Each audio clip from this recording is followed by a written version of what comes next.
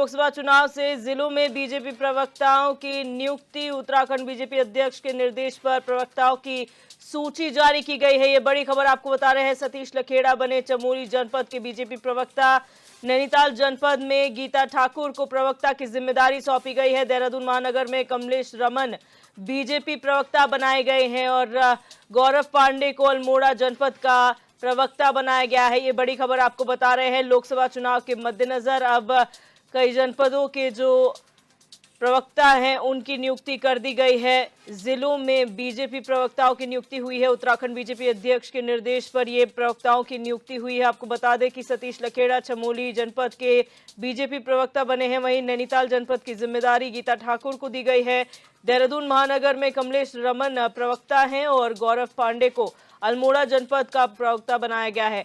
रोहित विक्रम सिंह हमारे bureau chief हमारे साथ फोन लाइन पर जुड़ चुके हैं। रोहित, जानकारी चाहेंगे प्रवक्ताओं की जो सूची जारी की गई है, क्या कुछ उसे लेकर जानकारी आपके पास है? देखिए दीपा, चूंकि अभी संगठन के लिहाज से भारतीय जनता पार्टी की अगर स्टेट स्पोक्स पर्सन की यानी कि प्रदेश प्रवक्ताओं की सूची की अगर बात करें तो प्रदेश स्तर के कुल 12 प्रवक्ता थे अब तक प्रदेश में, लेकिन इनकी संख्या में अब इजाफा किया गया है। सतीश लखेड़ा जो कि बीजेपी के वरिष्ठ नेता है, पूर्व में भी प्रवक्ता रह चुके हैं, प्रदेश प्रवक्ता रह चुके हैं भारतीय जनता पार्टी के, और फिलहाल पार्टी ने इन्हें आगामी लोकसभा चुनाव की दृष्टि से चमोली जिले के लिए प्रदेश का प्रवक्ता बनाया है। और इसके साथ ही गीता ठाकुर हैं, इन्हें हल्द्वानी माफ कीजिएगा नैनीताल जिले के लिए प्रदेश का प्रवक्ता नियुक्त किया गया है।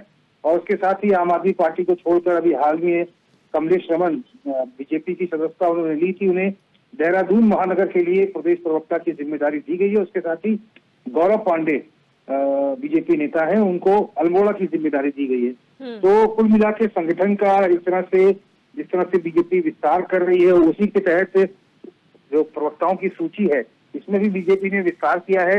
हालांकि ऐसा नहीं है कि अगर जो चमोली या नैनीताल या देहरादून महानगर के लिए जिनको प्रवक्ताओं की जिम्मेदारी दी गई है वो सिर्फ उसी जिले के लिए काम करेंगे।